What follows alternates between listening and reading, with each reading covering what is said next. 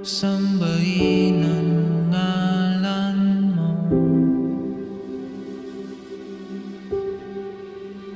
para mabuhay habang buhay sa puso't isipan mo. Sino pa ako para mapansin mo?